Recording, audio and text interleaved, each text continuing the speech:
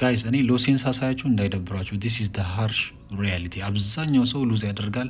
ግን ሶሻል ሚዲያ ላይ የምታዩት ነገር አብዛኛው ነገር ውሸት ስለሆነ ነው ስለዛ ዛሬ ይሄኛውን ሎሴን እንዴት ሎስ እንዳረኩኝ ነው ማስረዳችሁ let's go so basically this was my POY ቆንጆ ሪአክሽን ሰጥቶ ስትራክቸርም ቀይሮልኛል ሚቲጌትም አድርጎልኛል ግን እዚህ ጋር ሚስ አረኩት ይሄኛውን አልገባሁትም ከዛ አዲስ I think 5 minutes ላይ ስትራክቸር ከቀየረልኝ በኋላ ይሄኛውን POY